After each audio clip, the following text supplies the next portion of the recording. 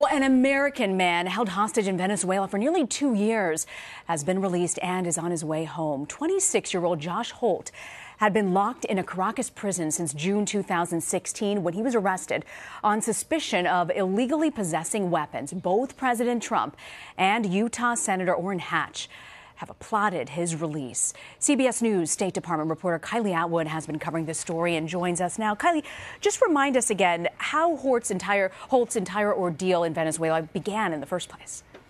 Yeah, so as you said, Josh Holt was a 26-year-old American missionary from Utah, and he was actually in Venezuela because he was there visiting a woman that he was going to marry that he had met online, and the police came in and put him in jail on charges of espionage. They said that he had been stockpiling weapons, and we know that once he went to jail, the past 2 years for him, that happened in June of 2016, we're now almost in June of 2018, it was a really tough 2 years. He faced both medical issues on the mental side and on the physical side, and told his family that he wasn't sure if he would make it out alive. We know that now he's on his way home. So we know that Senator Orrin Hatch was involved in his release. He's from Utah. How exactly did it get brokered?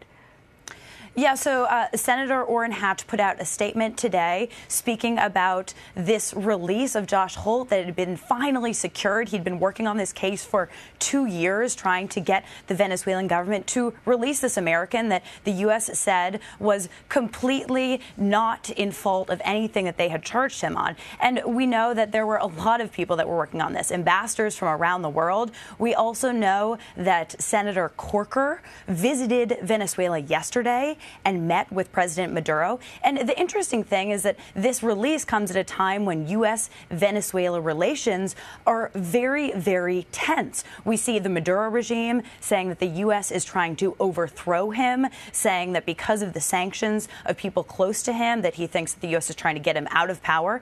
And then we see U.S. government officials on the other side saying that Maduro's recent election was a sham and that he didn't allow opposition groups to be part of that. And we see as the hunger rates and the medical rates are just like skyrocketing, people are leaving Venezuela, and the country is really suffering under the death grip of Maduro. And so we have all of that, which is the backdrop to this release. And I know, Kylie, you've spoken to Holt's family in the past. What have they told you? Yeah, so his parents are phenomenal. They said that the minute this happened, it changed their lives because they were seized every day by fear that their son wouldn't come home, but they weren't going to stop working on it. And they did continue every single day to try and get their son out. I actually visited their home last year in Utah, and they still had his bedroom with photos of him. They're really excited for him to come home. They're actually in Utah this morning, traveling to Washington, D.C. tonight. They'll be going to the White House, meeting with President Trump, and seeing their son for the first time in almost 2 years. I can't imagine what that'll be like, that reunion. Kylie Atwood, thank you very much for joining us. Thanks, Rena.